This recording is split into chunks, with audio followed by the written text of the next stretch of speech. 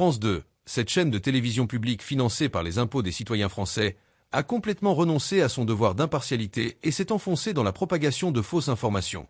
Ce qui s'est produit récemment n'est pas une banale faute de jugement, mais une erreur professionnelle majeure et une infraction claire à la législation en vigueur. En effet, l'action de France 2 ne relève pas d'une simple bévue journalistique, mais d'une violation sérieuse des règles qui régissent les médias.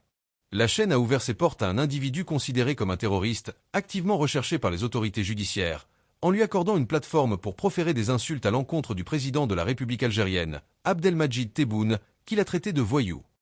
Selon les dispositions de la loi française du 29 juillet 1881 sur la liberté de la presse, de tels propos représentent une injure publique dirigée contre un chef d'État étranger souverain.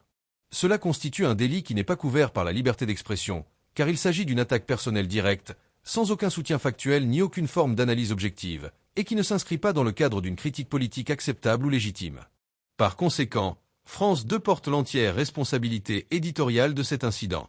Non seulement la chaîne a diffusé ces insultes, mais elle a également validé les déclarations d'un terroriste en lui offrant une visibilité médiatique, en le présentant comme une voix légitime alors qu'il est un fugitif de la justice.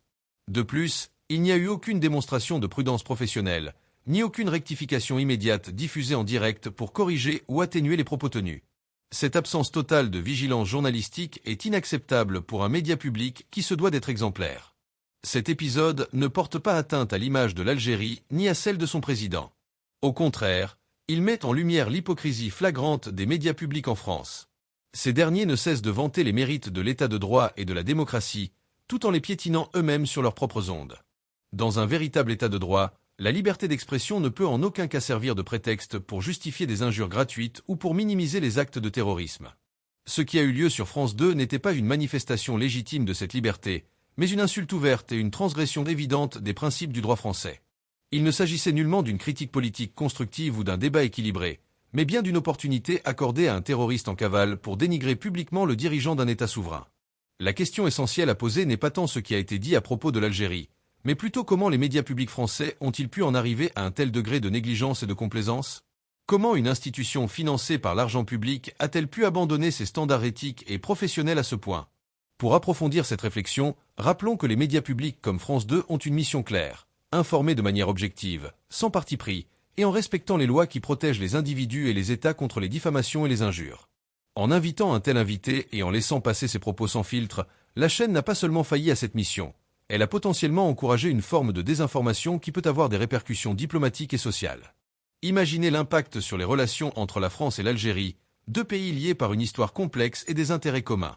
Ce genre d'incident ne fait que semer la discorde inutilement, au lieu de favoriser un dialogue constructif. De surcroît, cette affaire soulève des interrogations plus larges sur la responsabilité des journalistes et des directions éditoriales. Dans un contexte où les fake news pullulent sur les réseaux sociaux, les médias traditionnels, surtout ceux du service public, se doivent d'être des remparts contre la manipulation. Or, ici, France 2 a agi en sens inverse, en légitimant un discours extrême provenant d'une source discréditée. Cela n'est pas seulement une faute isolée, c'est un symptôme d'un malaise plus profond au sein de certains médias qui, sous prétexte de liberté, franchissent des lignes rouges. En conclusion, cet événement doit servir de leçon. Il est impératif que les autorités compétentes enquêtent sur cette violation et que des mesures soient prises pour restaurer la crédibilité de France 2. Les contribuables français méritent mieux que cela. Ils financent une chaîne pour qu'elle informe avec intégrité, non pour qu'elle devienne un vecteur de controverses inutiles et illégales. L'hypocrisie révélée ici est criante, et il est temps que les médias publics reviennent à leurs principes fondamentaux d'impartialité et de respect du droit. Ce n'est qu'ainsi que la confiance du public pourra être regagnée.